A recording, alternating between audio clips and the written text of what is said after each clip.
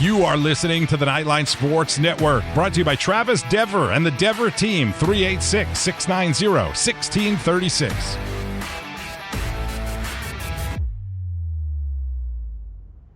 Knightline is brought to you by the Dever team, your source for New Smyrna Beach real estate and everything else New Smyrna Beach. Go to www.thedeverteam.com and call UCF alumni Travis Dever for all your New Smyrna Beach needs. 386-690-1636. That's 386-690-1636.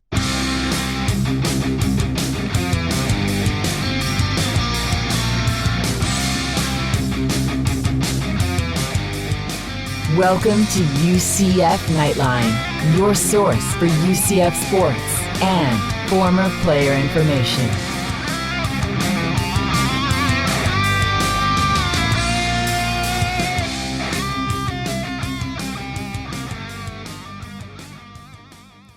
Hello, Night Nation. This is Andrew Phegley coming to you from the 1148 studios, and this is Knightline 270.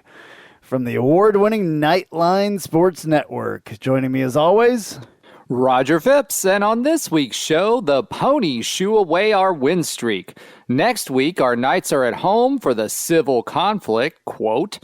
Your questions and Ask Knightline. We go inside the paint with Knightline's own 7-footer, Ben Stout, the Tijuana Flats hot take of the week, and news and notes. All righty. Well, nothing too exciting to talk about as far as the radio show. If you guys heard that, it was the good, the bad, and the ugly. I guess we'll carry that theme along. Obviously, most of you know 55-28 SMU over UCF on Saturday.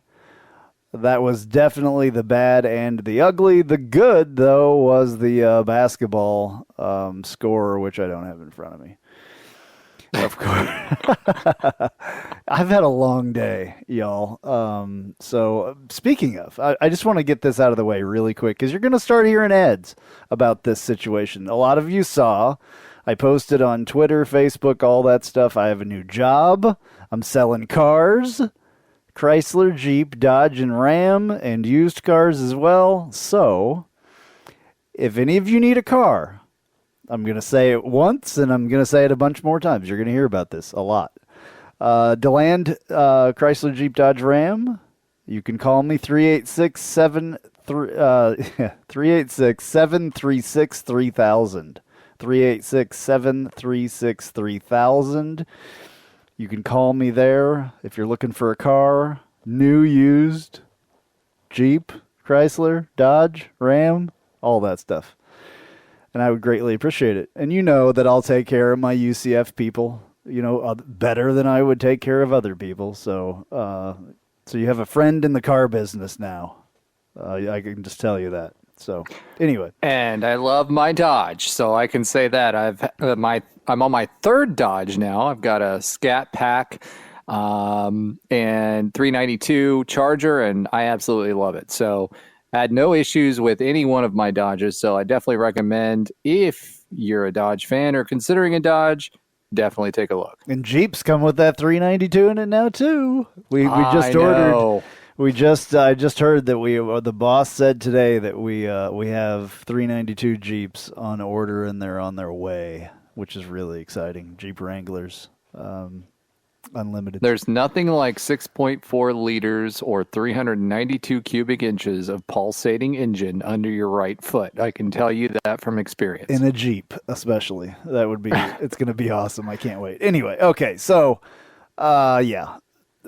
I'm going to make a commercial and play it in here and all that stuff. I won't talk about it that much, but I'm exhausted. I don't know if any of you know, but car dealership hours are not fun. It's not fun.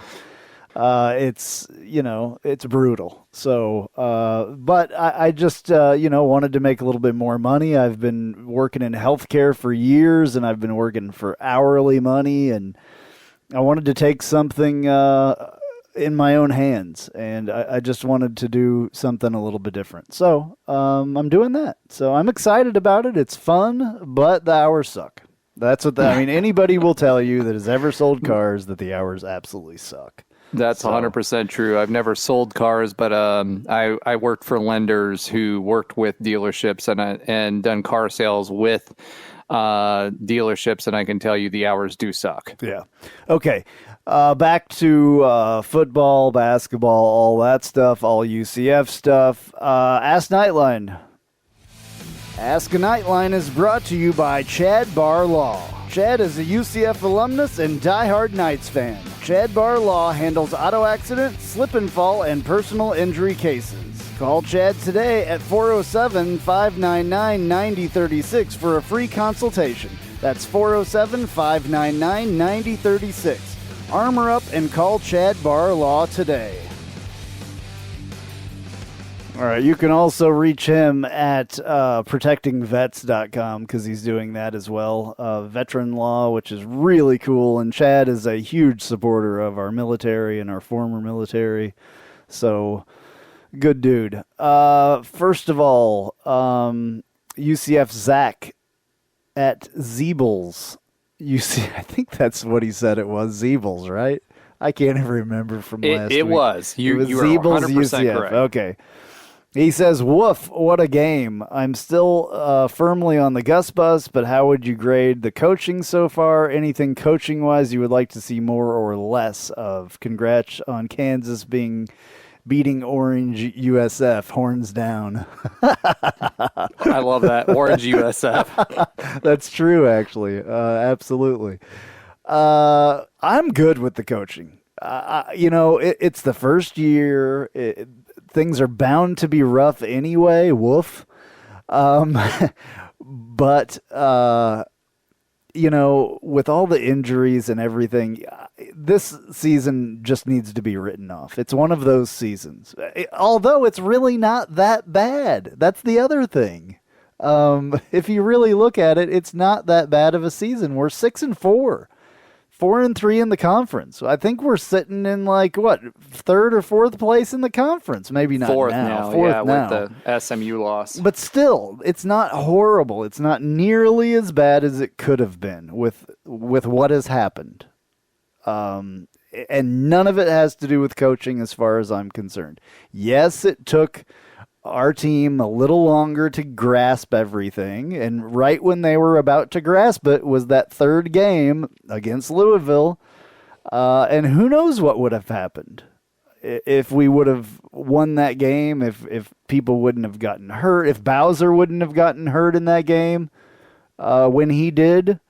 Or Dylan. Well, Dylan got hurt at the end of the game, so that wasn't going to help us win that game. But if we would have won that game, right, and Dylan wouldn't have gotten hurt for the season, what would have happened? Well, even if Bowser wouldn't have gotten hurt, even if Jalen Robinson wouldn't have gotten hurt. Yeah. You know what I'm saying? If we were winning that game, and I would say maybe if Bowser was in the game and Jalen Robinson were in the game, and whoever else got hurt, in that game, there was others that weren't as big. But if I believe maybe Dylan Gabriel wouldn't have been in the game at the time that he was in the game. You know what I'm saying? If we were ahead at that point in the game where he got hurt, he wouldn't have even been in the game, hopefully. So who knows, though, what would have happened? You can talk all about the and ifs and buts and whatever. Yeah, so I'm looking at Twitter. Why is Josh Heupel trending? I just happened to look. I've got to open this in a different window just to see, because I don't know. That's crazy. Something must be going on there. He must have said something stupid or whatever, or did something stupid.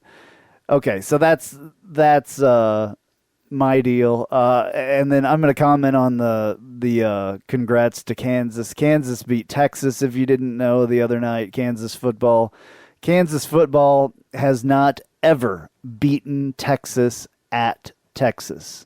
We went in there and we beat them. That's huge program-wise, and I know Texas is not the team that they have been in the past and all that stuff, but they are. That was a big win for the program. So it was awesome. It was a great game. If you happen to be watching late Saturday night like I was, it went into overtime and all kinds of stuff, and it was just crazy. Lance Leopold, who Danny White hired at Buffalo, and UCF hired to replace Les Miles, is doing a great job with Kansas. I had seen them getting better and better each week, and they finally put it all together in one game, and just kind of in the beginning of the game were totally destroying Texas, and then Texas came back and had to do this whole overtime thing, and I almost had about 4 heart attacks in this game, so it was bad. So, Roger, do you want to say anything about in reply to Zach's question? Well, I tend to agree with you, too, on the injury front. I mean, realistically speaking, we had like 6 or 7 injuries during this last game alone. I've never seen anything like it, to be honest. As far as this season is concerned, listen, we're bowl eligible for the 6th season in a row. This isn't George O'Leary ball. So we're not going 10 wins and then 3 wins and then 10 wins and then 3 wins. So, I see it as more of a maturity of the program as opposed to really a negative, because in the past, I mean, if you would have said, hey, 8 of our, or I think it was something like 8 of our starters were out at one point, and we still managed to pull together a 6-win season and be bowl eligible, I think you would have taken that. So, expectations game is what it is. With Gus coming in, there was obviously some excitement there as well. And I do think we would have fared better than what we had we not had half of our team basically injured. But at the end of the day, I think for us, I look at it as a positive. I know that sounds crazy to some people. I know my dad, for example, has a neighbor who's a big UCF booster, et cetera, and he's freaking out. And I'm thinking about it this way. Listen, if our team can get bowl eligible with having as many injuries as we've had, I think that's a win for the program. Not necessarily for the team, but for the program. Not necessarily for the season, but for the program. And ultimately what it's about is program growth. The teams that are storied, look at FSU's streak. They had I don't know what it was, like 25 season bowl streak or whatever. Those are the programs that are looked at as staples in college football, and that's what we aspire to be. And I think that's, we're on our way to doing that. And now with the Big 12 opening up to us now, I think that's the next step. But that's kind of the way I look at it. And as far as horns down, Texas isn't back. Texas hasn't been back. Texas won't be back. And they're going to the SEC. They won't be back there either. So I was happy to see that. I was happy for Andrew. I did watch the end of the game. Their quarterback pulled through, and Lance Leopold pulled that 2-point conversion for the dub. If that wouldn't have worked, obviously it would have been heartbreaking. But at the end of the day, congratulations to the Jayhawks. As a future Big 12 fan, screw Texas and Oklahoma, and they both lost. So I'm excited about that. Yeah, exactly. All right. Next question comes from our good friend John Swift. John Swift UCF at John Swift UCF. John Swift is the Flat Six Motorsports guy that you hear about on our commercial. That's his deal. So if you have a Porsche, go talk to John and he will take care of you. Makes some really cool aftermarket parts and can get any part you want for your 911 or any of your Porsche cars. So, and tuning and everything. So, he says every time Mark Anthony Richards touches the ball, good things happen. When Johnny Richardson does, it's 50-50. Why did it take this long to get Mar more reps? He seems like a better back for Gus's system. Of course he is, because he came with Gus from Auburn. He was there already. He's only a sophomore. Yeah, and not dogging Johnny Richardson. It's just not I don't think you're going to see a lot of the small back anymore for UCF. I just don't think Gus Malzahn likes to play with that kind of a guy. Every once in a while, maybe, but he wants a big running back in there, and I think that we're gonna have bigger running backs, in Gus Malzahn's system. Mark Anthony Richards is not a huge guy, but he does make things happen. He's been hurt. That's why we haven't seen him. He hasn't been 100%. I don't know if he is now. I know he got banged up on the first carry the other day, Gus said. So, I'm happy to see him. I was thinking the same thing with Johnny Richardson. Every once in a while, he'll break something, but half the time, he's being used in an offense that doesn't feature a small back. So, more reps for MAR, the better, as far as I'm concerned. And, honestly, in the beginning, I thought it was probably going to be between Bowser and him to start. It wasn't the case, I guess, because Mark Anthony Richards was not healthy. So I think he has to be a little bit more healthy now, obviously. I think he did a great job, and I'd love to see him pound the rock. So, all right. So for me, I think this is a couple of things. You're right, Andrew. I don't think Gus's offense, if you've ever watched it prior to coming to UCF, is not going sideline to sideline, right? They're not. They're going in between the tackles. They're going to pound the rock and wear down defenses, which means that you want bigger backs. Unfortunately, our depth has been. Thank God we had depth because our depth has been, basically gone through. I mean, at the end of the day, Mark Anthony Richards was coming off of an injury. He had not, early reports early on in the season was that he had not gotten his football shape back because he was still recovering from his knee injury. So at the end of the day, I think we're at this point in the season, he's probably getting that football shape back, which is why you're seeing more carries. And remember, in games past, he had a problem with fumbling the ball. He fumbled it several times when he made appearances. So when Gus is looking at who are you going to play, obviously that's going to be factored in as well. That being said, Johnny Richardson, great, good back, good scat back, but he needs someone to counter to go in between the tackles because his forte is trying to get the edge. And our challenge has been basically that the defenders, the past three teams really have basically stacked the box and say, we're going to make Mikey Keene beat us through the air. We're going to overload, blitz him, and we're going to make him uncomfortable in the pocket and make him beat us through the air. And so by doing that, there's more defenders in the box than there's offensive linemen. So if you have a slow developing play, when you're not going in between the tackles, that gives them more time to react and to seal the edge. And that's, I feel like, what you're seeing.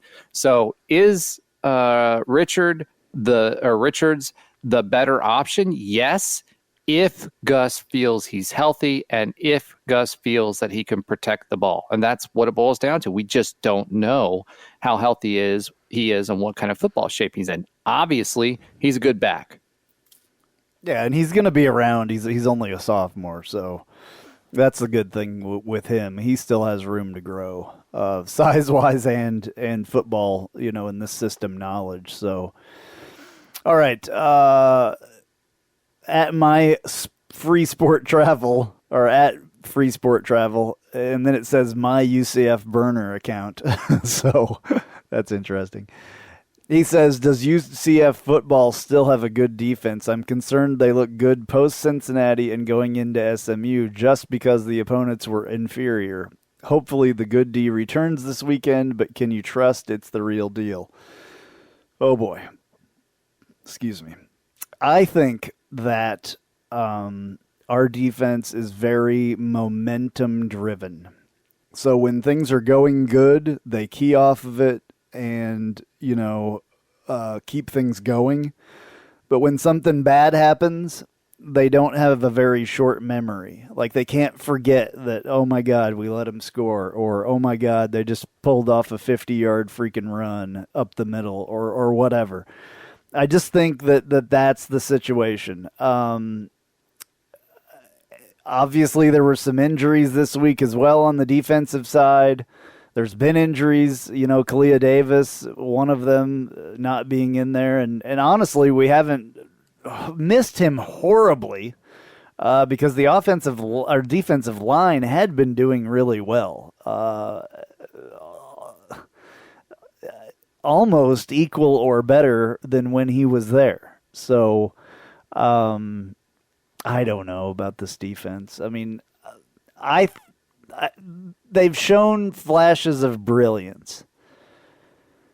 And yes, it probably was because the opponents were quite inferior. But then again, I don't know. I just think they're streaky. They, like I said in the beginning, they go on streaks. They do really well. Then something bad happens and they can't get rid of it. I don't know if it's a psychological thing or whatever, or I don't know. The defensive coordinator, T. Will, it's this first year being a coordinator. He was a linebacker for Gus at Auburn when he played, and then he's been like a linebackers coach, and stuff like that. He's never been a coordinator. So he's got a lot on his plate. And then really to do this with players that aren't of his choosing, I don't know. I guess that's the same with all of them because they inherited, a squad they didn't get to, especially late in the year. I think there's really good coaches, though, on the defensive side. I saw some people on Twitter or Facebook or something, or even on the Dungeon, dogging our defensive backs coach. And I don't think that is a good thing. I think that's crazy because I know for a fact the guy is a great coach. So I just think that people overreact, and maybe this defense is overreacted a little bit as well. So I don't know what more I can really say about that. I hope that they return to their form, of being at home. I think home and that momentum drives them a lot as well. I mean, Roger, you can say whatever you want to say. I'll say whatever I want to say. I'm kind of. You're at a loss. I get it. Yeah, go ahead. Whatever. Listen, the way that I look at it is this, right? We played a superior team. Remember, this was a top 25 ranked SMU before the past two games where they kind of, I don't know, they were just off. But at the end of the day, I think what you saw was the defense was out-schemed. Our bread and butter has been getting after the quarterback. We did get several tackles for a loss. I think we had somewhere around 10, which was good. But we couldn't get to the quarterback. And we only had one sack this game. Last game it was 4. We've been 5, 6 sacks. But the defense couldn't do that. They were scheming so that they got the ball out, 2-step drop, the ball was gone. If you're relying on a rush, that's not going to work. And then on top of that, you've got Tanner Mordecai, who's a junior, 5-star former quarterback. Who's a really good quarterback as well. Yeah. I mean, people need to understand how good he is. He's really good. He could be playing anywhere. Yeah. And on top of that, the difference you can see between our quarterback and their quarterback is on rolling out. When you see him roll out, he's given his receivers enough time to get open. Listen, the difference is experience. Sorry to interrupt, but it's really experience. 5 or 6 seconds for a receiver to get free. They've all got comeback routes when something breaks down. Someone's going to get open. You can't expect a defensive back to cover them for that long. And our defensive backs, when we when we rush and when we're blitzing, which we were, the defensive backs are playing press man. And, eventually they're going to get loose and there's not a whole lot of help. So, it's a one-on-one matchup. He's buying time and he's passing the ball. And that's what good teams do, good offensive teams. And they did a great job in executing that when the play broke down. Did we disrupt the plays? Yes. You just had a superior quarterback. And, ultimately the blocking was amazing. If you wanted to watch, I know George O'Leary, I keep bringing him up, but one of the things that he said, and he always did well, and our receivers did well in the NFL, was because they could block. Gabe Davis was the same way, even though he wasn't a George O'Leary guy. But at the end of the day, if receivers can block, they were setting up tunnel screens, they were setting up draws, they were doing all that, and it was all in the blocking. Hats off to SMU for doing a great job offensively. They schemed well. They played well. That doesn't mean our defense was terrible. It's just they out-schemed us at the beginning of the game, and our offense absolutely did not help. We got 2 quick, short fields with our defense, and we took advantage of that. After that, our offense didn't move the ball. They made mistakes, and, last game, the defense was out there for 64 plays. This game, the defense was out there for 94 plays. They're going to score points if you're out there for 94 plays. Guys, this is what we've been doing to other teams for the past 4 to 5 years. That's where UCF fast comes from. Eventually, it's going to break down. And so I think it's a combination. I don't think it's the defensive backs. The defensive backs have played better than they did last year and the year before. I think they've actually done a great job with the defensive backs. They're using the boundary at the beginning of the season. You saw a lot of pass interference. You don't see that now. They're trusting them to play press man, so that the defensive line and the box and we can blitz from various positions. That all works if you don't get the ball out in the short game. So they got the ball out in the short game, we adjusted, and then they took advantage of the long throws and the running game because we got people out of the box. So they just out executed what we were doing and they out schemed us. That's the end of the day. I don't think this defense is terrible. I don't think it's really anything on them. They got 10 tackles for a loss. They had 5, I believe, passes defended. So your defensive backs, if they're for an average game, that many passes defended, that's pretty solid because only about 20% of your passes are going to be long ball passes. So if they're doing that, they're actually covering pretty well. So when I look at it holistically, we just got beat, folks. It happens. SMU had the superior team, superior execution, and we got beat. It's going to happen. I agree. Awesome. That was a good one there, Roger. Every once in a while. Yeah. All right. Thanks for your questions, y'all. Really appreciate it. Here's what Gus Malzahn had to say on the defense. I think it really starts with the run. They had a couple explosive runs, and then next thing you know, they are able to throw the football, and we can't pin our ears back and all that. We didn't tackle well today. I mean, they got some really good players. There's no doubt about that. But, we're better than that. And we played today, and that was disappointing. Bryson going down was really a tough deal. And then Baptiste, we had the targeting that he got ejected from, and we were already thin at linebacker, so that didn't help with the causes.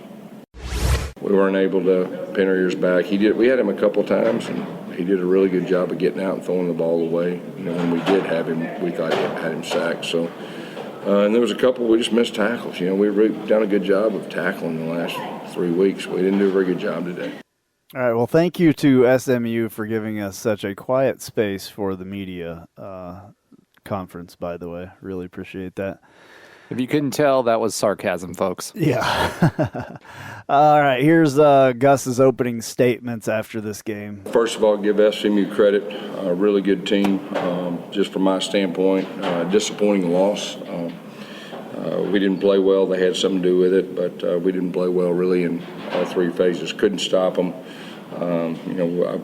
talked for weeks. We've been doing a good job of stopping the run. When you don't stop the run, it opens up everything, and give up 631 yards offense. We had a couple of our main guys go down. I mean, that's been the same old story, but it's got to be next man up mentality. Offensively, just had trouble getting a rhythm. We started out pretty good with the 2 short fields. Third down wasn't very good. And of course, we were 6 of 17. They were 13 of 20. So that tells you a lot. We downed a football on the 1 foot line, which kills us with field position. But overall, a real disappointing loss. At this point, we really had 3 good quality wins. We've got to learn from it. We got to grow from it. We got to heal up a little bit. We got to finish this thing the next 2 games at home. All right. Well, you can tell that Gus is absolutely dejected from this loss. This is probably the most down I've heard him.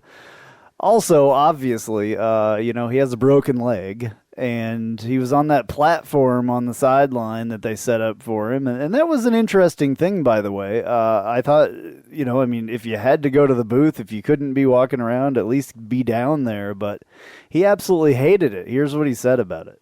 It wasn't worth a crap, just from the standpoint you can't be down there and, talk to officials, and I don't know, it was just your distance away from everything. We made the best of it, and we'll evaluate if that's what's best the next 2 games, but you can't talk to the officials, you can't, it's just, that was a tough deal.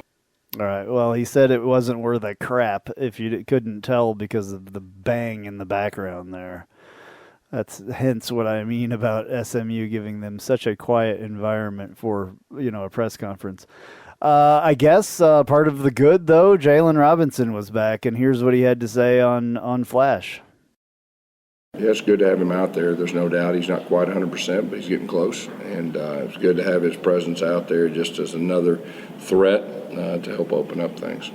All right, well, that's pretty much it from Gus. That was a 5-minute press conference at the end of the game, so not much there besides those things as far as I'm concerned that he said. So I think he was just mad he wasn't going to Waffle House. Well, yeah, I mean, that's his thing, Yeah, it was horrible.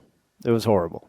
So I don't know what more to say about it, to be honest with you. I mean, we can go through stats and all that crap if you want to, but it just wasn't a good performance. So, it is what it is when it gets being like that. So Mikey Keene did not throw an interception. That's a good thing, I guess. We can try to find a questionable fumble. Yeah, and I don't think that was a fumble again. His hand was clearly going forward, so that's ridiculous that the referees can't figure out when your arm is going forward. That is a pass that you're trying to throw, and that's not a fumble. It should have been an incomplete pass, and I'm sure Gus was upset about that too. Well, he still had the ball in his hand when he released it. Yeah. Right. It wasn't tipped out of his hand, and that's the frustrating thing. And I will say this about 2 weeks in a row, the same thing. Yeah, and I'll say this about that. If you look at the penalty situation over the past 4 games, what do you notice? SMU, they weren't calling anything. They weren't calling anything against SMU. Right? Now, were the penalties relatively even? Yes, it was like 4 penalties for us, 5 penalties for them. The yardage was roughly equivalent, and I don't like blaming games on penalties, and that wasn't the case. But they certainly sustained some drives with no holding penalties, with very, very little penalties. And I'm not a conspiracy theorist, but the AAC is going to protect the future of the AAC, which right now includes the SMU Mustangs, and which will not include the UCF Knights. Yeah, so I can see that. For me, I wouldn't be surprised if a now 8-2 team that was a top 25 team would get the benefit of a lot of doubts. And even the announcers during the game said, yeah, UCF fans must be screaming at the TV because that was definitely a hold. Or, with the fumble, they were like, yeah, that wasn't a fumble. That was a forward pass. Yeah. So It's frustrating, but folks, we're going to deal with this until 2023. Yeah, let's go over some stats really quick. Mikey Keene was 18 of 35 for 174 yards, 1 touchdown, sacked 6 times. Andrew Brito actually got out there and threw a couple passes as well. 2 of 2 for 35 yards, sacked once. Parker Navarro actually got out there, did not throw the ball, but ran the ball twice for 7 yards and a touchdown, which was kind of cool to see. I was kind of shocked that was, came out in that first series, I think it was. Did not see Joey Gatewood. Who knows if he's a little banged up or whatever. Interesting to see the other 2 guys. Maybe Gus wants to get them a few snaps towards the end of the season here. Mark Anthony Richards, 8 carries, 104 yards net, 2 touchdowns, his longest being that 58-yarder. He also led the team in all-purpose yards with 126 yards, all-purpose. Johnny Richardson, 6 carries, 28 yards, 27 yards, his longest being 13. Mark Anthony Richards actually averaged, with his 8 runs for 105 yards, actually averaged 13 yards a carry. It was what averaged out with the long ones. Johnny Richardson was averaging 4.5. Parker Navarro, 3.5. Andrew Brito, the couple times that he ran it, 2 yards a carry. Mikey Keene, minus 2.2 because he was running for his life. 7 sacks in this game. Yeah. The offensive line was just porous the entire time. 7 sacks. Yeah. So can't really blame Mikey Keene. And to your point, he was running for his life almost every play. If you've got as many snaps as what we did, we got a third less offensive snaps than what SMU did. And you got 7 sacks. It's very hard to win a game when your quarterback has 7 sacks.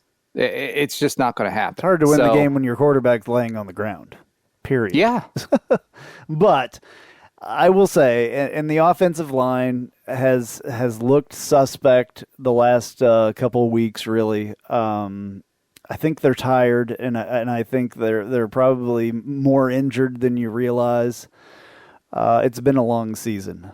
Obviously. So, and those guys have been out there pretty much the entire time. They have not been nearly.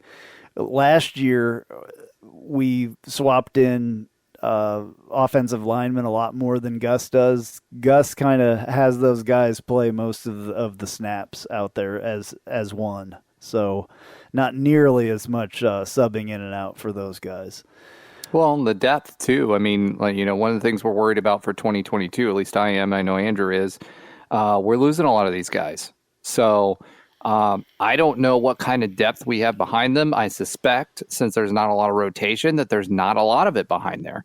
So, I wouldn't say that. There's the cupboard is not bare, and I bet that Gus brings in some transfers and some junior college players and stuff like that on there. So I wouldn't say the cupboard is bare there. I don't think that he would let that happen. Ryan O'Keefe, 9 targets, 5 catches, 44 yards. Yards after the catch for him, 15, 1 touchdown, the longest being 18. Johnny Richardson, 5 of 5 for 13 yards, longest being 6. Jalen Robinson, 4 targets, 2 catches, 50 yards.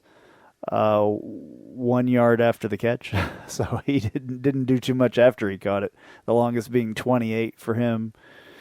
Mari Johnson, 2 for 2 for 15 yards. Alec Holler, if you hear me. I always say it wrong now.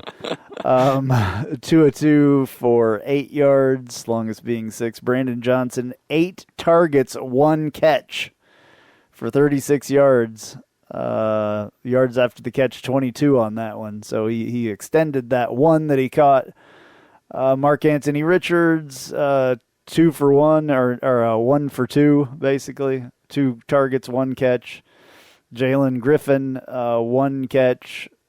Titus 2 targets, 1 catch. I was waiting on it. No, I'm not even going there. I'm just calling the Titans. Jake Hescock. But that's half the fun. Jake Hescock, we finally see in the stats where we don't see very often. 2 targets, no catches. So 37 targets, 20 catches. So the wide receivers weren't catching the ball very well either. Let's see what else. Punting, 8 punts for 333 yards, average 41.6, longest 53, 3 inside the 20, no touchbacks. Field goals, 1 that was missed in the second quarter, a 43-yarder. Orbowski shanked it. Wide right. Yep. So that's basically looking at that. We can look at tackles if we want to. John Powell, who's come on recently, 8 total tackles for him. He led the team. Jeremiah Jean-Baptiste before he was kicked out of the game, which is absolutely stupid. I hate. Oh, okay, guys. If this is where I'm going to sit back and let him rant. So just go for ahead. A second, I have a headache, so I'm not going to rant too hard. I hate targeting. I hate the rule. This has to be changed. It's freaking ridiculous. This is the same rant that you heard with me talking on the radio show. I'm not going to go crazy, but it's just ridiculous. Why can't there be, if you didn't hear the radio show, I said this. Why can't there be a flagrant foul and a non-flagrant foul? Just like there is for, basketball or soccer or any other sport except football. Why does it always have to be that the intent was to take the guy's head off and hurt him and have him leave the field on a stretcher?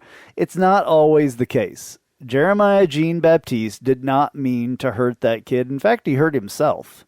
But that was not the intention. He was trying to make a football play. He was trying to make a tackle.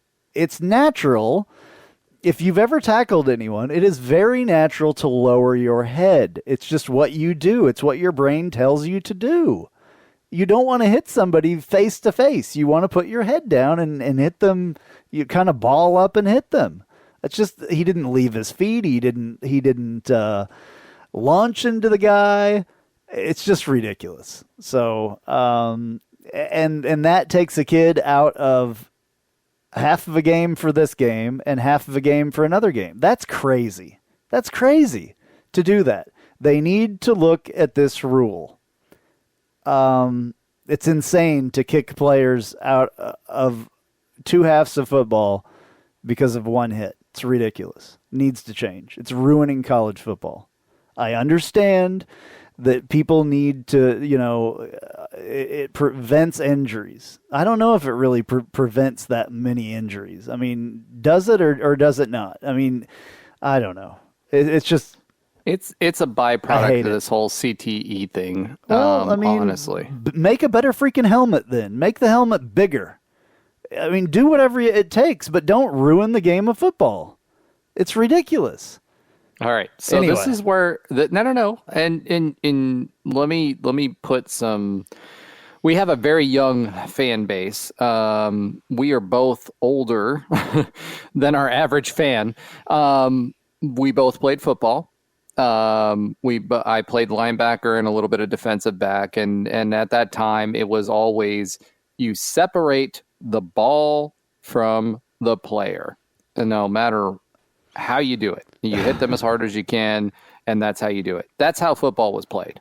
That's how I played football. That's how you played football. That's where you had the NFL hits of the week for a long time.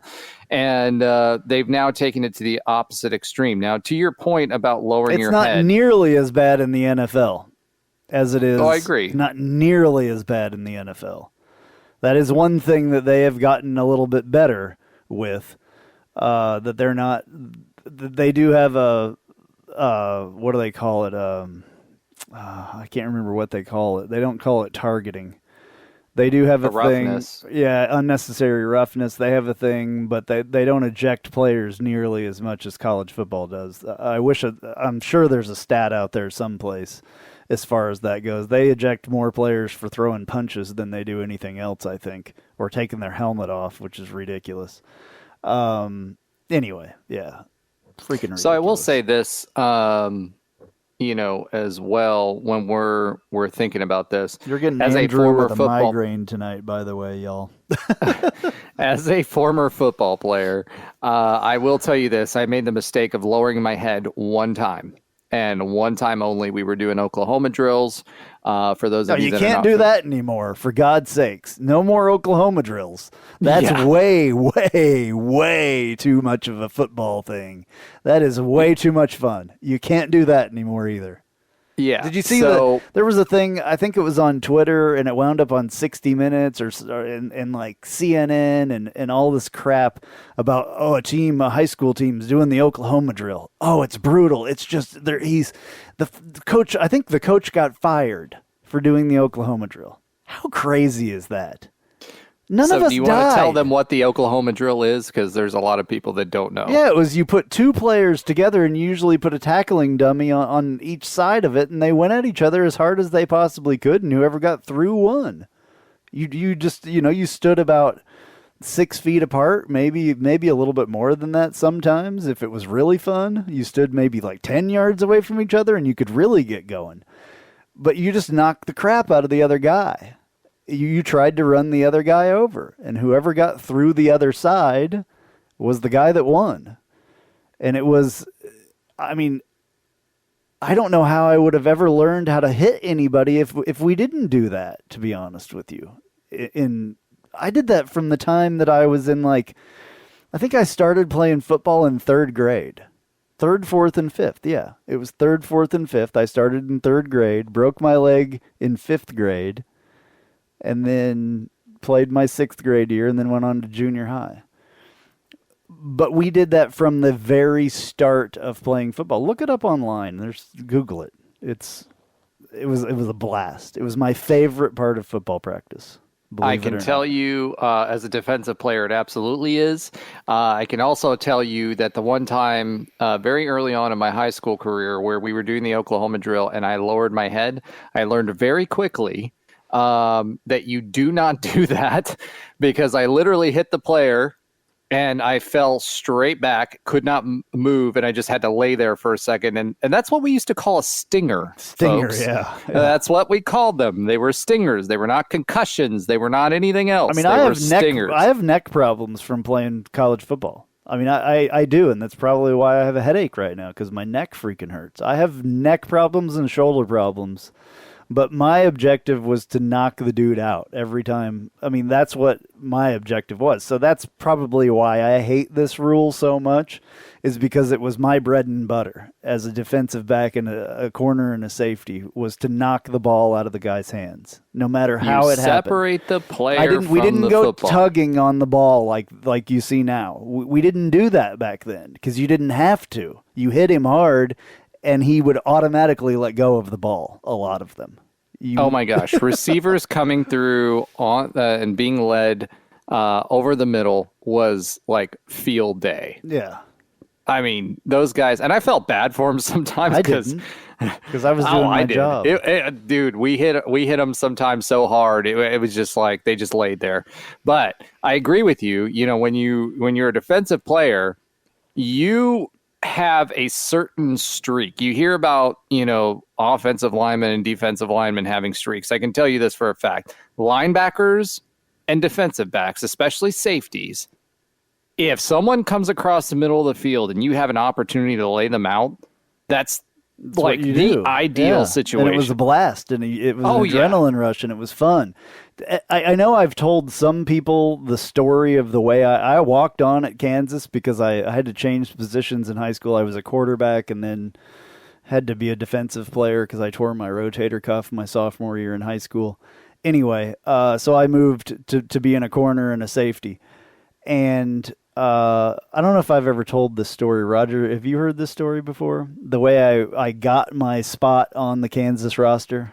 I've heard it. I don't know if you've said it on the pod. I knocked out cold our top wide receiver the first day we put on helmets and pads.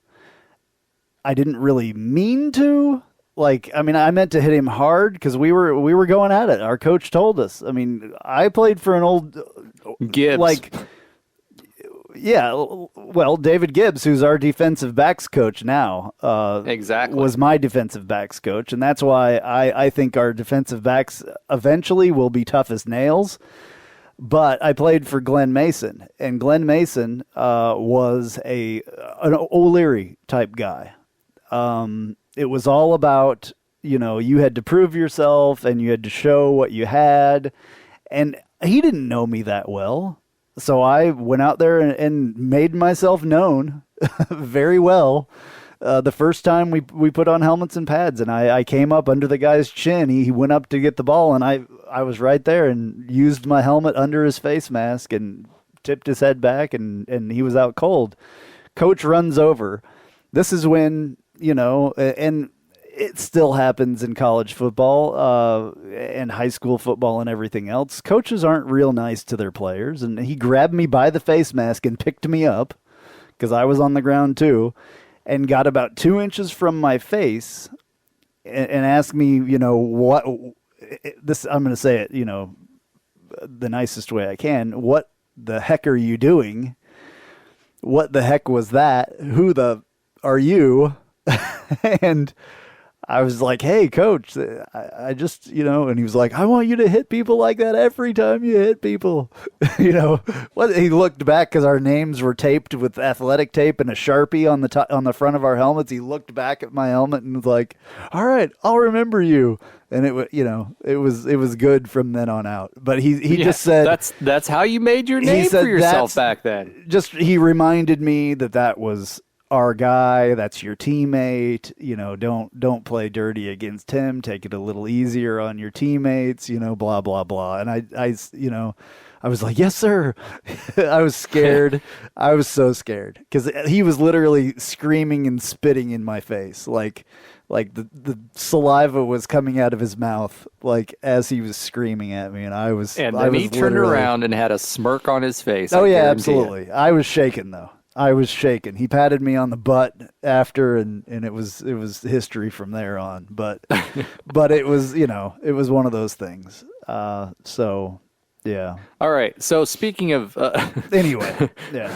Speaking of injuries, during this game, Jalen Armstrong, who we found out today has a torn ACL. Oh, he does. I didn't know that. I was at work all day and I did not see that. Oh, that's Jason Beatty reported it. He's our leading tackler this season. What a bummer. And he is out for the season, so the curse continues. Keenan Hester went out. Jeremiah Jean Baptiste went out for multiple reasons. Powell went out for a bit. Bullard went out. Thornton went out for a while. Richardson also went out for injuries all during this game. That's sucks nuts. So bad for freaking Armstrong. Man, that's a bummer. He's a grad transfer, so I think that's pretty much it for him probably. That's it for his career. A freaking bummer. That's a bummer. Yeah, he was our leading tackler, 77 total tackles. I'm looking at the I can't ever say it. Cumulative. Yeah, definitely can't say it tonight. Cumulative stats. 77 total tackles for him, 42 solo, 35 assists, 1 sack. Yeah, what a bummer. Tatum Bethune right behind him, though. 39 tackles solo, 69 tackles total. Quadric Bullard up there with 66. Devad Wilson, 49. Jeremiah Jean Baptiste, 44. Big Cat, 40. Josh Salazar, 31. Anthony Maltavo, 27. Devontae Brown, 26. Corey Thornton, 24. And then it goes on from there. What a bummer. I did not know that. Yeah, that came out today, unfortunately. Sucks. It's horrible. Well, that being said, again, this goes back to what we were saying earlier, folks. This is a weird, for lack of a better term, season. It's unfortunate. I wonder if it has something to do with the COVID year last year. I wonder if it has. There has to be something. There has to be some kind of reason for some of these injuries, especially the ACLs. He's not the first one, obviously, to go out with an ACL this year. I think he's the but then third again, one. not a lot of other teams are going through. I mean, listen, there's seasons where this happens. We've been pretty lucky. The 2017 season, we had no injuries. And then you have a season like this where everybody's going out left and right. And, ever since Bryson Armstrong switched back to linebacker, which is his natural position, he's been playing amazing football. Yeah. And my heart goes out to him, not only for the injury, but that effectively ends his college career. Yeah. Yep. That sucks. Anyway, I liked him a lot. That's the best way to put it, though. That sucks. It does. It's horrible. Yeah. I hate to see anybody. The knee is just not designed to play football or any sport, to be honest with you, which sucks. I wish they need to come up with some kind of and the knee braces, that some people wear, but you still see people with those knee braces on still tear their ACL. So there needs to be something else that they need to come up with something. So if anybody is a medical engineer or mechanical, medical, what do they call them? I don't know. Prosthesis? No, like a biomedical engineer. There it is. Got it. Yeah, you're the medical guy. I'm the aerospace guy. Biomedical. So. That's what I was looking for. So, they need to come up with something because this is getting ridiculous with the ACLs. That sucks. All right. Well, on that note, let's take a break because I'm gonna sob for a minute. And on that note, this sounds like an episode of Top Gear. Yeah. And on that note, we'll see you next week. Yeah. All right. Let's take a break. We'll be right back. Hey, this is Travis Dever, Kai's Real Estate, the Dever team, New Smyrna Beach. Your source for real estate and everything else, New Smyrna Beach. Proud sponsor of Knightline. Call me anytime at 386-690-1636. That's 386-690-1636. Let me show you my hometown, New Smyrna Beach, UCF's favorite beach. Go Knights and charge on. An auto accident can change your life forever. At Chad Barr Law, we are raising the bar on what to expect from your personal injury attorney. Hi, I'm Chad Barr, and I want you to know that our entire team is dedicated to providing you with the representation you deserve in your greatest time of need. If you or a loved one have been injured in an auto accident, call 407-599-9036 for a free consultation or visit chadbarlaw.com. At Chad Barr Law, our clients come to us in need and leave as family. Offices, Altamont Springs. Looking for more out of your Porsche? Look no further than Flat6Motorsports.com. They have the widest selection of aftermarket Porsche parts anywhere in the world. With over 85 product lines and in-depth expertise, Flat6Motorsports.com is your one-stop shop for any Porsche performance needs. Whether you're shopping for intakes, exhausts, suspension, or tuning, they have you covered. Flat6Motorsports.com is the premier Porsche aftermarket specialist. Check them out at Flat6Motorsports.com. All right, well, something new here, and this is cool, actually. I really appreciate our good friend Aaron Scavron doing what he did this week. He was at the Miami basketball game, actually went down there and was there, and felt like he should record some stuff on his phone, like an initial reaction, and send it to me to play on the show. And I think that's awesome. So if any of you want to do this, to do like a little report, just hit record on your phone and save it and figure out how to send that to me at email of some kind, or you can find it on the website, on Twitter, whatever. Just send it to me and I'll play it on here because I think it's cool.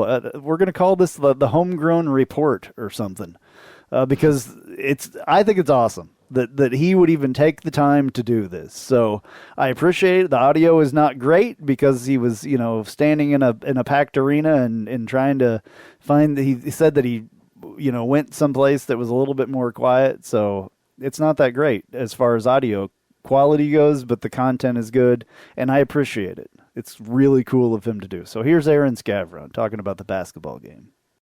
Andrew, I'm coming to you live from what we just witnessed. UCF beating the Miami Hurricanes 95-89 was a great game. UCF played with tenacity, with energy, with passion the entire time.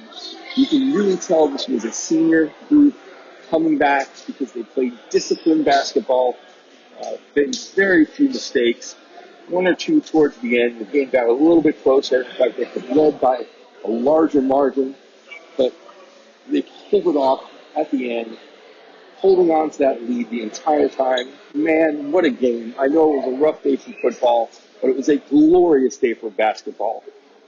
This is Aaron Scavron coming to you live from the victorious UCF Knights over the Miami Hurricanes, 95-89.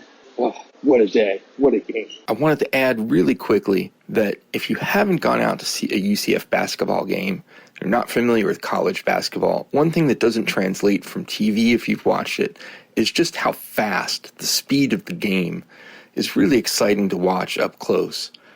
It's really a good event. It's a good family event. It's a lot of fun. So go watch a UCF basketball game in person. I highly recommend it. I haven't been in probably 20 years, and it's really come a long way. It was really enjoyable. So, I really recommend going to see one in person. It was really a lot of fun. The team looks really good this year. So I think it's something to be excited about. All right. Well, thank you, Aaron. That's awesome. Obviously, the second part of that he did when he got back to his hotel room or home or whatever. But really cool for somebody to do that. Super passionate. Yeah, big time. He's a passionate guy. I mean, he loves his UCF sports. I've talked to this guy for a long time. He's one of our original listeners and has always been a huge supporter and always wanted to do whatever he could for us, and I really appreciate that. So we had a little, live reaction, and the passion of the reaction is the coolest thing about it, in my opinion. So. Yeah, he was one of the 2,000 fans in attendance, folks. Yeah. Miami sucks at supporting their teams. Yeah, they're horrible. All right. Speaking of, well, no. No, not speaking of Where horrible. are you going with this joking. one, Andrew? I was just joking. Let's hear from Ben. We'll talk to Ben Stout next. Ladies and gentlemen, put your hands together for Knightline's own 7-footer, Ben Big Social Stout, and Inside the Paint.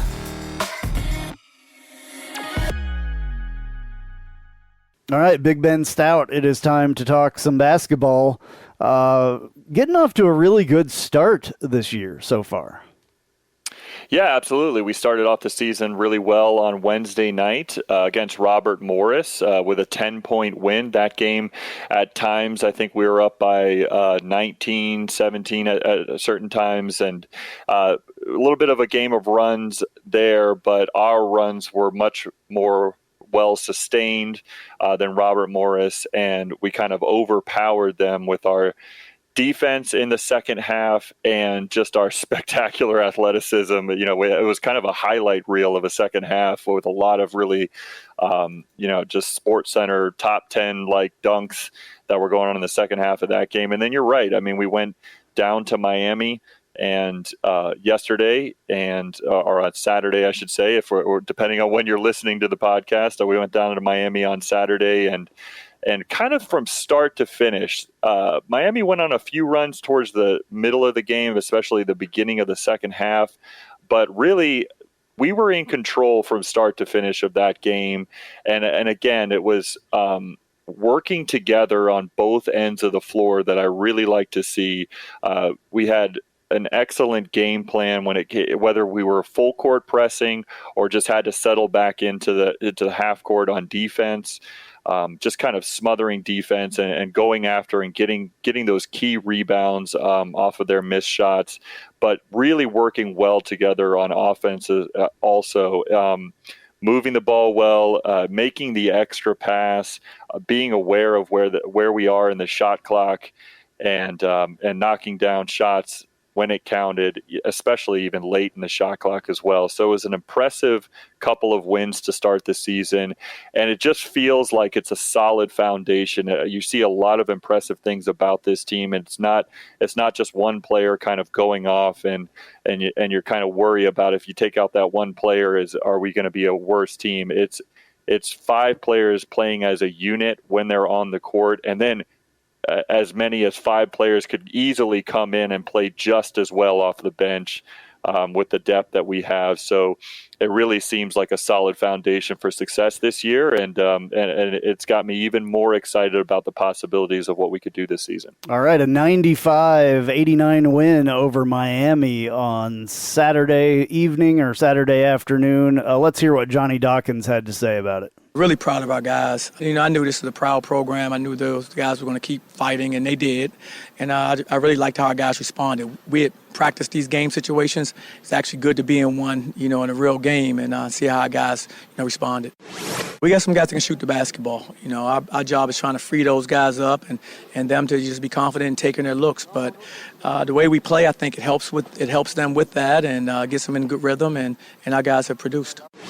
I think it gives us a lot of confidence. We're still trying to find ourselves. It's so early. There's so many things we have to work on. And God knows I'm looking at this film probably on this ride back. But, the thing I do like is our competitive spirit. And I know our guys, they want to win. And so it's just a function of just continuing to work together, continue to try to get better. All right, Johnny sounds pretty happy there, and that's good to hear him happy. I think this team it's kind of a new same a lot of the same guys, but kind of playing different this year. They look like a whole new team to me. Yeah, you can really see the amount of time they're able to gel together, really carrying on some of the win streak that they had towards the end of the season last year when they finally got together and were able to play for long, a few weeks at a time where they had a full team finally. They didn't have a whole lot of that last year. They certainly didn't have any off season going into the season last season. So having that kind of full summer and fall where you're able to gel together as a team, work out together, play basketball together, and just really enjoy that competitive spirit together. I think that's led to the success in the early season, these first 2 games. And then also, you mentioned we've got a lot of players back. Of course, 97% of our scoring last year, but the additions that Johnny Dawkins has made to this team, be it Bakke coming over from UNLV, and then a couple of freshmen and JUCO players that have come over have really shined early on. Darius Johnson got his first start for UCF yesterday. He played okay, but he looks poised as a freshman to come in and really contribute on both ends of the floor. So, it's good to see them gelling right away. Yeah. Speaking of the point guard position, Darius Perry looks even better than he did last year, and I think he's truly taking command of the offense. Statistically, this was one of the best UCF games. There weren't a whole lot of holes, in our offense or our defense. Speak a little bit about the importance of the rebounding on this game. Obviously, the first game that was a little bit worrisome, but this game we really came through, and how that translates into opportunities. Yeah, you mentioned, rebounding has been a huge key, even though over the last few seasons for us. When we have the rebounding advantage statistically, usually it works out pretty well. And that's a general statement that you can make for any basketball team, but certainly for UCF. And one of the things that I liked about their game yesterday is we not only out-rebounded them by 20 rebounds, we had 43-23 rebounding advantage, but we kept them off of the offensive glass as well. They had 9 offensive rebounds for the game. We had 16, so that's a lot of extra chance opportunities that we got on our end that they didn't necessarily get on their end as well. So being able to box out, turning their possessions into one-shot possessions is certainly something that could help any basketball team. But the way that we play defense and the way that we, with our athleticism and the way, and our up tempo nature that Johnny Dawkins wants this team to play with the athletes that we have, certainly being able to get that defensive board, turning it into fast points in transition, is something that he has obviously been stressing with this group, and one that early on in the season they're really converting in a big way. Yeah, Green Jr. led the way, 23 points, 5 of 9 from 3. Let's hear what Johnny Dawkins had to say about him, and then we'll talk about it after. I thought he was terrific. I thought he did a great job, especially in the second half when we needed some baskets. He made some big plays for us when we were trading back and forth, blow for blow. I was like, get the ball, put the ball in his hands, let's run our actions, and let's go to him. And he delivered. So I'm just really proud of him because he worked really hard this offseason, and it's great to see someone's hard work pay off. All right, it was Darius Perry the first game. Now it's Green this time. What did you think of his performance? I mean, obviously it was pretty good. Yeah, he said, Coach Dawkins says, he's glad to see his hard work paying off, and we certainly are great, really glad to see that as UCF fans as well. It's obvious that he put a ton of work into the gym. I mean, he's coming into this season as one of the best shooters in the conference, if not the country, certainly. But there were times last year where he kind of disappeared, or he would have a 0 for 6 night, and it would make you scratch your head and be like, what's wrong with his shooting touch? What's going on with his confidence? But so far this season, he's looked like a next level player, and one of those next level things that he's added to his game is his ability to kind of get into the opponent's chest and kind of take that step back jumper. He's really added that step back jumper to his game, and he's knocking it down with consistency. So he's always been a great catch and shoot player. But adding that wrinkle to your game where you're taking a few dribbles, you're getting the defense off balance and you're pulling up, or you're taking that step back jumper, I think is something that him adding to that part to his game is not only going to be awesome for us this season and our continued success, but it's something that's going to get him some legitimate looks at the next level if he can keep that up consistently, because having a great shooter is something that every team in the NBA or in the professional level in general is certainly looking for. But being able to dribble, drive, and take that step back is something that makes it even more valuable. So I'm excited to see his progression in his third year here at UCF. Yeah, I mean, the other thing that he added too is he's got a little bit of a mid-range jumper that he's utilizing now as well. And when we're talking about offensive improvement, someone I've been impressed with this season has been CJ Walker. He just looks completely different than he did last year offensively. He was an offensive liability last year. Speak a little bit about his maturation and how he can be a difference maker on the offensive side of the game. Yeah, you're right. This season, it seems like CJ Walker, who has always been, we talk about him at length on this show, is just how exciting of a player he is from an athletic standpoint. But I think this season, the progression that we're seeing on the offensive end and that maturity that you talked about is him just fully accepting his role on this team and being much more comfortable in Dawkins' system. He seems to kind of take what the defense is giving him. He knows he can overpower someone on a putback dunk or an alley-oop, but he's just seems much more poised on the offensive end, and he's not trying to force any long-range jumpers. He even had a 3 that he kind of had to take yesterday in the game because it was late in the shot clock, but he knocked it down with a player in his face. So, wow, look out, rest of the country, if CJ Walker is going to knock down threes. But that being said, he's not trying to do anything that's kind of outside of his comfort zone. But what is within his comfort zone is that some nice little touch around the basket. Obviously, he's got that ability to overpower the defense with some high flying dunks. But I think he's just being smarter within the offense. And then one last thing I'll say is I think the more comfort level that our guards have in this system, especially Darius Perry and the way that he's distributing the ball, I think also helps every player on the court, but especially someone like CJ, because he gets the ball in a very good position, and he puts him in a position to score right away. Looks like somebody has been working on their free throws a little bit over the summer.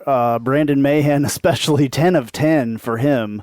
And Dre Fuller as well, 6 of 6, and a couple of those were pretty clutch at a clutch time.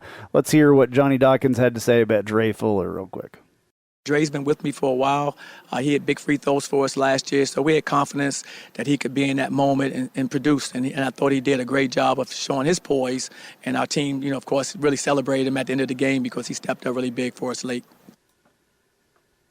Yeah, there's another guy that's really accepted his role. I mean, he's kind of, I'll do whatever it takes to help the team win, and Dre Fuller Jr. He's had varied levels of playing time the last few years in a UCF uniform, but there are some different players that kind of add pieces to this, and he may not get as much playing time this season as he has in the past, but he seems like he's somebody who's always ready to step in and step up. And it was a great example of it yesterday when he went 6 for 6 from the line. But there were key times where Miami was pressing late in the game, and he was the guy that always kind of stepped forward, who was strong with the ball, grabbed the pass, and allowed the other team to foul them. And just free throws in general from this team going nearly 90% for the game, going 24 of 27 from the line. That's when you have a lead late in the game, under 5 minutes left in the game, and the other team is trying to claw back in it, where if you can make your free throws, I mean, basically you're able to seal that victory without a shadow of a doubt, because you're adding points every time down the court when they're trying to foul you. I mean, it's a way that you can just seal off victories, and it's and they certainly did that in a big way yesterday, and that's a good sign for the rest of the season. Yeah, and that was kind of a thing. It wasn't really a problem last year, but it looks like they've really worked on this aspect of the game, in my opinion. They have. They absolutely have. You're right. It wasn't a huge liability last season as it was when guys like Taco and Chad Brown were here, when it was a struggle then. We certainly, that was a liability part of our offensive game. But this season, they just appear to be able to have extreme confidence from the stripe, and I hope they can keep it up throughout the year. It'd be unreal if, like I said before, 50% from the field, 90%, 89% from the free throw line. You're not losing too many games when you're doing that well offensively, and so that's just awesome to see from us. And Brandon Mahan stepping up there 10 times and sinking all 10 of them. I mean, that's impressive. I mean, to see a number like that, that's just impressive to me. Yeah, it just 10 attempts in general. He knocked down all 10, like you said, but 10 attempts shows you that he was being aggressive. He was getting to the line. And Brandon Mahan didn't start yesterday. They started a little bit different lineup. We've always talked about Coach Dawkins. He's going to experiment, especially early in the season, with different lineups. And this week will be no different. I would not be surprised at all if we saw 2 more different combinations of starting lineups against our 2 opponents this week. But he's a guy that came off the bench, and he's the only preseason all-conference player that we have, and he came off the bench yesterday. Didn't let that faze him. He picked and choose the spots where he was really going to make a contribution, and that's the way he made a contribution, of being aggressive and getting to the line and knocking him down when he's up there. Yeah, I mean, Dre Fuller was third-string point guard, and he had to come in because our first 2 fouled out because we were trading fouls back and forth with Miami.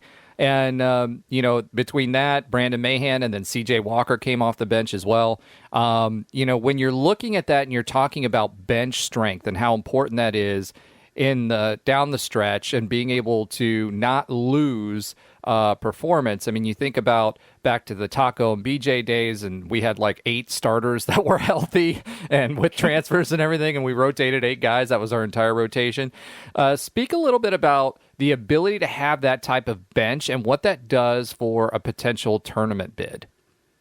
Yeah, I think the main thing is being able to sustain a high level of energy for 40 minutes and having the confidence that if you you have a player that checks out of the game who that lineup that was smothering, on the defensive end, and they were flying around, they were getting rebounds, they were getting steals, and then turning that into instant offense on the other end, that you have confidence that guys that are coming in off the bench to give those ones I just talked about a blow. I mean, being able to keep that same level of energy up is just huge. And it not only helps it throughout the course of the game where you can really wear teams down and wear them out, but it helps to sustain that level of energy and success throughout the course of a season also. And if a player, we know that injuries, whether they be small injuries that would take him out for a portion of a game or something more serious, there's a potential to always happen like that with any sport.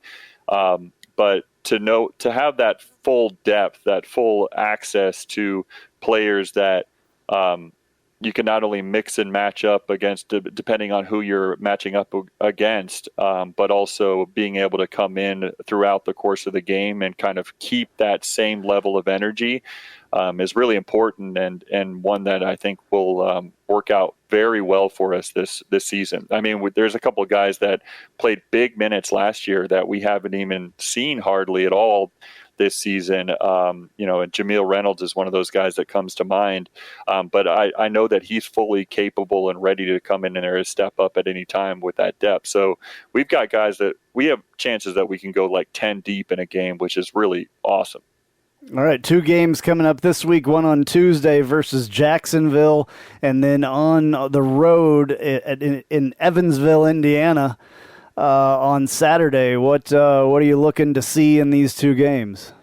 These should be very winnable games for us, certainly. At JU, it's kind of funny seeing JU come into town. I mean, when we were in the Atlantic Sun back when I played for UCF, they certainly were an opponent that we look forward to playing, an in-state opponent. So I'm sure, there's a little bit of nostalgia attached to that game, but certainly that should be a game that we should be able to control from start to finish. And Evansville has had some success in the past. It's not the easiest place to play, and just kind of because of their location, they do get some good matchups throughout the year. So they're used to playing kind of high level opponents throughout the season. They get to play Indiana, every other season or so. And then they even started out this season with Cincinnati. So that's a conference opponent there.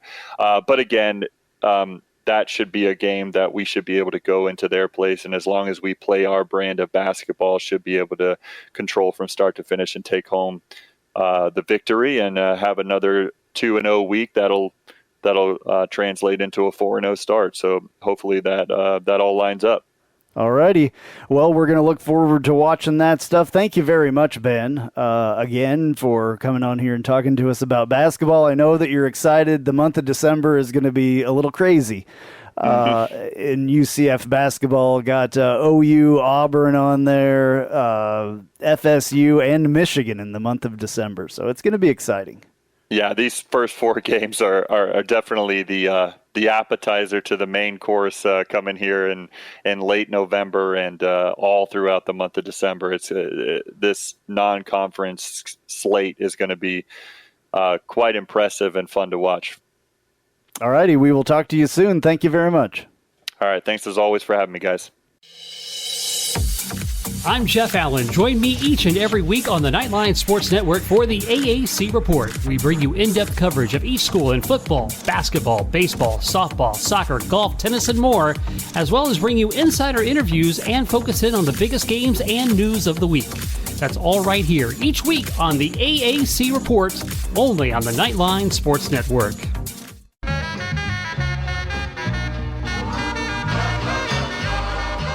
Welcome.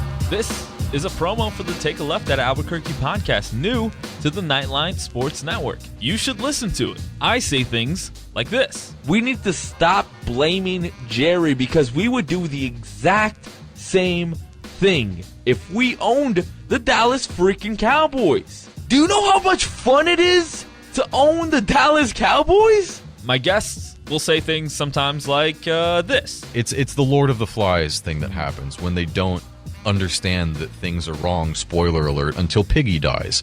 Lord of the Flies has been out for like 100 years. I don't even know. Yeah. Sorry to everyone at home who I spoiled the book for. A book's been out for like 90 years or something. And sometimes, rarely though, I'll say really stupid things like this. If they don't make it out of the West and the Raptors get to the finals, I will go on either this show or whoever's show and say that Kawhi Leonard is overrated because I have too much evidence of it. New episodes drop every Friday with me and some of my good friends right here on the Knightline Sports Network. All right. Well, next, I guess we're going to just look ahead to the next week's, couple of weeks actually, of football and basketball action. UConn coming up this next week. I hate that we're playing UConn personally, but I guess it's another win that we'll pretty much automatically get. Right now, this is awesome. It's the civil massacre now. It's this no longer the awesome, civil conflict. By the way, so this whole thing, I love this matchup predictor, and this is why I love it the most, because sometimes it just goes a little crazy on ESPN. According to ESPN's Football Power Index, we have a 98.1% chance to win, which gives them a 1.9% chance to win. That's awesome. I love that. I love that more than anything. That makes me UConn giggle. is horrid.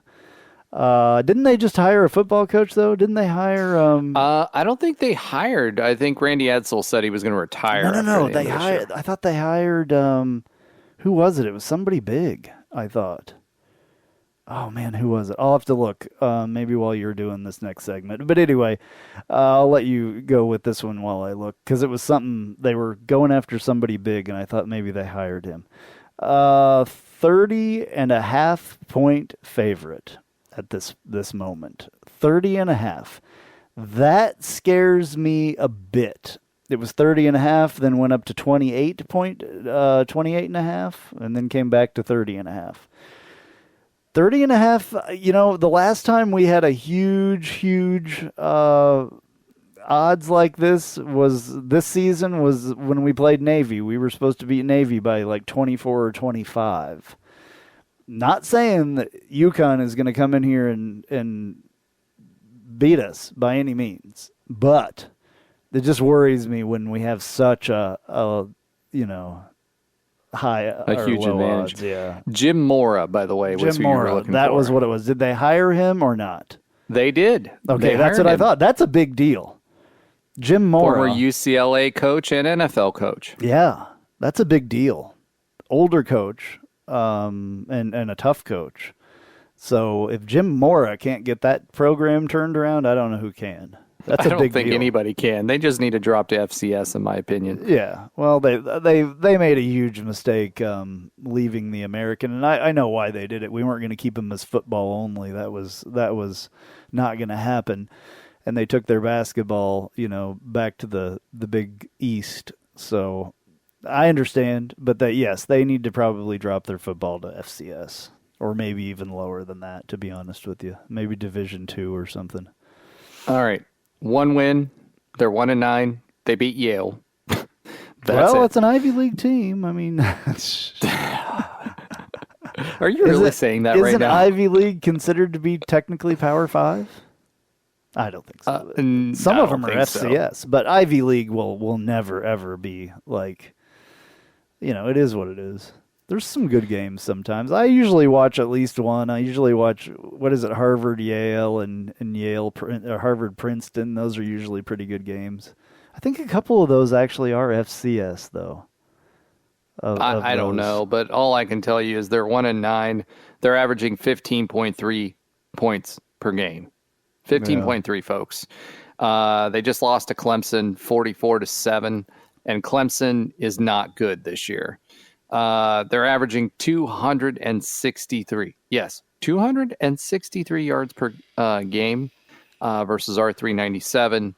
They allow 441 points per game, or yards per game, not points. It feels like it, but 441 yards per game, and they're only putting up 263. You're not going to win a lot of games that way. However, that being said, we're giving up 380 yards per game. That's up 30 yards from last week, folks. That's how bad this loss to SMU was. Most of their yards are through the air, and they're averaging 163 and 99 yards rushing. So look, even Clemson beat these guys this year. I mean, Clemson beat them. How long has it been since we've said even Clemson beat somebody? I mean, when Lawrence left, it was like the entire football team left. That's why I said it. Like, even Clemson beat them. Clemson made them look horrible, 44-7. So, yeah. So the only other thing I'll say is this game obviously is going to be on ESPN Plus. Holy Cross even beat them. Holy Cross. I didn't even know they played football. Holy crap, Holy Cross beat them. Oh, that's probably bad. But I thought they were just a basketball school. I did not realize that they played football. They do, but it's not Division I. I mean, they're like FCS or something. Wow. So either way. It looks like they almost play an Ivy League. They're in the Patriot League. So I don't know what that is. But they played... They played Yale and Harvard and Colgate. Huh. Holy Cross. I didn't know they played football. All I knew of them is playing basketball. And there's a reason you don't know much about them playing football, and they still beat UConn. So that should tell you everything that you need to know about the state of UConn football right now. So I expect we're playing them at home. We will extend our streak to 29-2 at home in the last 5 years. And I expect that this will absolutely, as I said earlier, be a massacre, not a conflict. So, listen, the way I look at this is an opportunity for us to rest up. This is an opportunity for us to, just flex our muscles, maybe get some extra time in, extra reps in for second and third string. If that does not happen, I will be extremely upset this week. I expect most of our starters to play sparingly. We get up and, our defense is just going to decimate a team that is only averaging 15 points per game against the likes of Holy Cross. So, again, I hate to be, I know Andrew says that, anytime we're up big, we see this kind of stuff, but because we play down to our opponent so many times, and it's just, we've done it time and time again. So listen, my son's very first UCF football game was when Blake Bortles put 63 points on UConn. I expect more of the same. Now, I don't expect 63 points, but I do expect this to be a blowout. So this should be a fun game. This should be a great time. So make sure you're getting out there to watch the team, support the team. This should be a pick-me-up, getting ready for the dreaded Cows, which we found out today will be playing at 3:30 p.m., on Black Friday. So did they release what television channel that would be on? They did not. Probably ESPN Plus or something, knowing. Well, I hope not. It's been on ABC every other year. So. I know, but it's not. It doesn't quite have the same. Well, I hope it doesn't. Let me just put it that way. It's on ESPN. It's on the real ESPN. I think isn't the series tied now? Wouldn't this put us ahead this year? I don't know. Excuse me. I think it would actually. Did you just yawn on the podcast? Yeah, I've yawned before. This is nothing new. I think that it would. I think this would tie it up. Yes, that's the last thing that I remember. And I mean, they've been playing fairly decent. as of late, even though they're 2-8. They've been in games at least and scoring points. I mean, they played Cincinnati hard, believe it or not. 45-28. We're six. We're tied up 6 wins, 6 losses right now. So if we beat them this year, we move ahead for another show of our dominance as of late against the Cows or And we'll Golden probably Brahma only Bulls play of them West once Central or twice Florida. more, I would think. Maybe once, twice. I don't know. Maybe. They might continue the series. I mean, why not? I mean, hope not. I hope not. We need to leave the little cows behind. See, now I disagree with that. They said the same thing to us when they were in the Big East. Exactly, and now it's our time to do it to them. Now, see, I look at it opposite. I say we keep playing them and keep upping our advantage when it comes to that. It's an easy game. Tampa's a fertile recruiting ground for us, and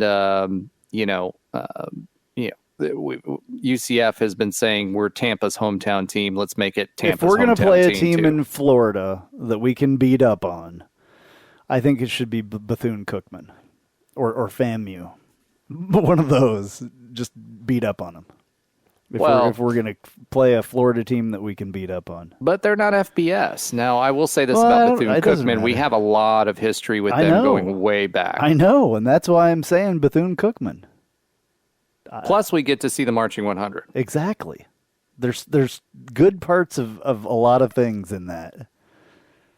I'd say for the Cows, I mean, you would see the marching herd to slaughter, and who's not down. Listen, every time we play the Bulls, every time there should be at your tailgate, there should be at least one steak on your grill. Yeah, so yeah, of course. I would enjoy just to we do themes for our tailgates and based on who we're playing. So the food is definitely great. Thank you to Travis Dever for putting on a great tailgate. But it'd be great if we finish the season with steaks. Yeah, it's a bummer. I'm not going to be able to go to either one of those games. My college football watching days are pretty much over now that I'm a car salesman. At least for the rest of this season, I'll have to figure out something. But I'll always watch the games after. But I'm not going to them. I can tell you that, unless they're night games. Yeah, I know, it's a bummer. It's horrible. It's the worst part about it. But I need to make some money, so I'm willing to do it. if it's I can pay off my house and stuff like that. So, all right. What else is there? What else? No, that's pretty much it, man. We're playing the Cows at 3:30. I hope you have steaks on the grill. I expect another slaughter of the Yukon Huskies, and I think it's time for the Tijuana Flats hot take of the week. Well, not quite. I mean, we got some stuff coming up in basketball. Did we talk? We talked a little bit with Ben about that, I guess. But yeah. But what do we got? We have 2 games coming up this week, right? We do. And who is it? Because I don't have it pulled up in front of me. I'm trying as hard as I can. Oh, boy. Neither one of us do, because I've got the Miami stuff on here. I mean, this is good stuff tonight, I tell you. This is Andrew with a migraine, and I really don't care that much. All right, so who is it? Jacksonville on Tuesday, tomorrow night. Jacksonville, 7 p.m. And then on Saturday, Evansville Purple Aces. Yeah, Evansville, Indiana, going on the road to Evansville, Indiana. It's going to be cold there. And luckily, why are we playing in Evansville, Indiana? I have no idea. They've actually been pretty good. I get that, but why are we? They playing were a tournament at team Evansville at this point. I don't know. It was just something probably to get them on the road a little bit and do the thing. Well, Johnny I'm Dawkins more excited. knows what he's doing. I'm more excited about the fact that after Evansville, we'll be playing Oklahoma. Yeah. Yeah, basketball season is in full effect, and it's going. It's going to be. This is a great lineup that we have this year. Well, we've got Oklahoma at home, so you guys better be there for that one. I know I will be. And then you've got Auburn away. And remember, we beat Auburn last year to kick off the season, so I'm hoping we can do that again. And then Bethune-Cookman, North Carolina A&T, which almost beat the Cows this evening. Unfortunately, they did not. Then we got and Temple, then we're into the FSU. Well, no, conference. There's one conference game, and then there's a bunch of out of conference games. So there's Temple, early conference game, and it's at Temple. Then we have FSU Florida at State. home. We have UNA, which is North Alabama, at home. North Alabama, imagine that. Not too far from me, folks. That would be South I'm basically Alabama. in South Alabama right now. Yeah, you're in South Alabama. Then number 4 at the moment, they could be the number 1 team in the nation if they keep going by the time we play them. That would be really cool. Michigan. Yeah, Michigan. Coming to UCF on December 30th. So almost a New Year's Eve game. That'll be cool. And they're number 4. They were number 6 at the beginning. They've already moved up. So that honestly could be the number 1 team in the nation if they keep going. That could be cool.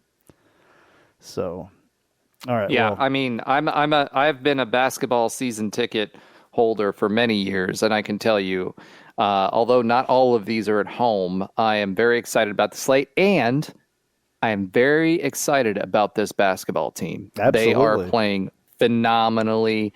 Every single weakness that we've talked about, knock on wood, as far as injuries are concerned, because that was always a basketball problem for us, right? Yep. I mean, at one point we had an 8-man rotation. Yeah. That's all we played for an knock entire on wood, season. cross your fingers, whatever you have to do. Toes, everything else. Eyes, if you're cross-eyed, go ahead and do that for us too. Well, that's maybe taking it a little bit too far, but anyway.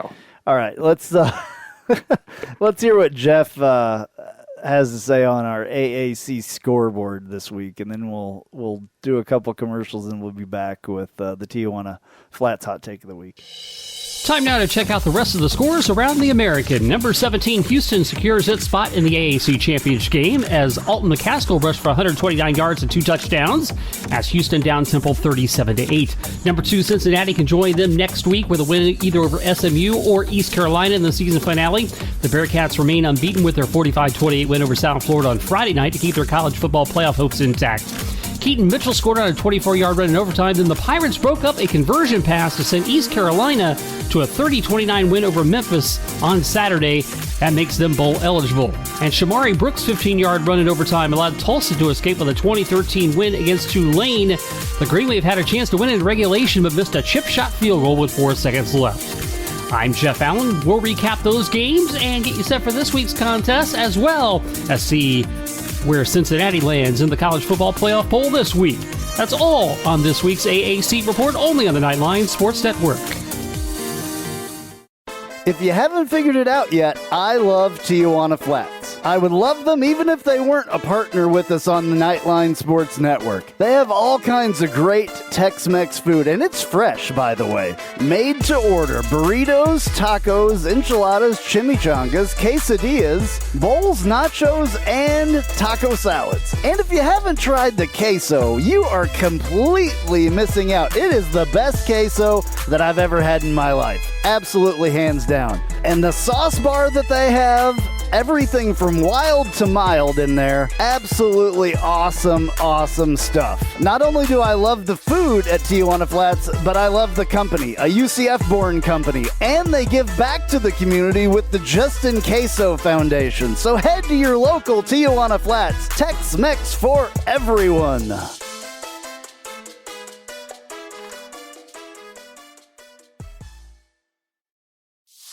Hey Jeep Wrangler owners, have you ever sat in your office at work and watched the rain just pour into your Jeep because the weatherman said that there was a 0 chance of rain? Or you put your doors back on because there was a 100% chance and then not a drop of rain fell?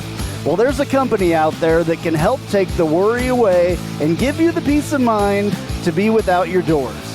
The company's called Life Without Doors. They make waterproof rain curtains and dash covers for Wranglers. Life Without Doors is there to help make the decision to leave the doors at home an easy one. Find out more at lifewithoutdoors.com.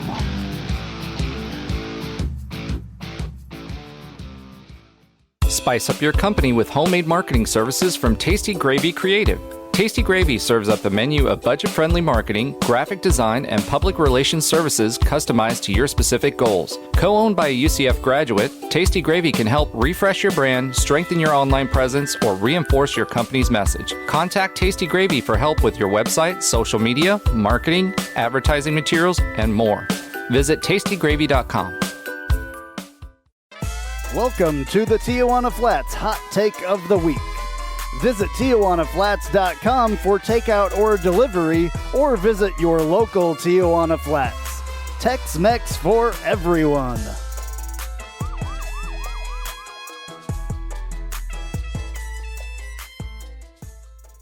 All right, Tijuana Flats, absolutely awesome. We've still got something really big coming from Tijuana Flats with a postseason game. I'm just going to say that.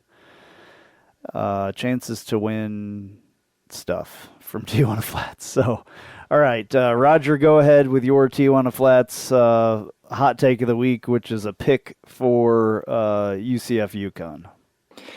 All right, folks, as I mentioned numerous times during this podcast, I expect this to be a slaughter, civil slaughter, or civil massacre, or civil anything but a civil conflict. It's going to be a one-sided affair with the defense that we have and an anemic 15-point per game offense for UConn. I expect us to put up 44 points and win 44-7.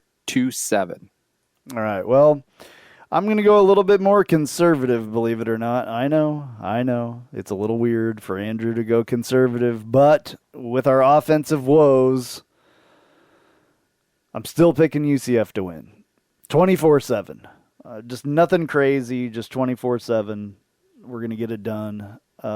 Maybe not even 7, but I'm going to say 24-7 because that's what I said from the beginning. So that's it. That's what I think. I don't know. We're down running backs and everything else, and offensive line hasn't looked good, so who knows.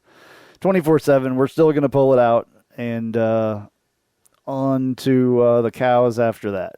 News and notes next. And now, news and notes from the world of UCF sports.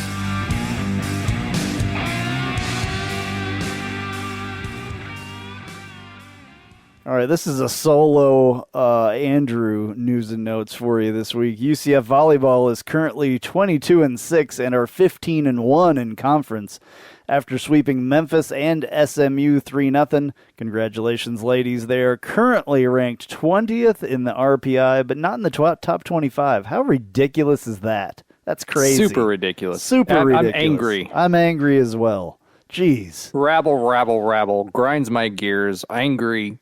What's wrong with you people? Yeah. All right. That's enough there. Roger, you're excited tonight.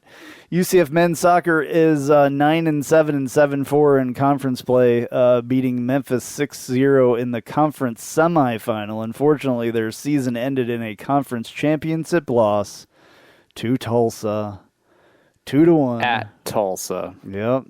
We never win there. Yep. It's a vortex of winning. I don't know what the deal is with that. That goes with the golden hurricane there. I don't get it. It's a magical golden hurricane. All right, that's going to do it for us. Sorry about having a migraine. This has been Knightline 270. I'm Andrew Phegley. And I'm Roger Phipps. Go Knights! Charge on.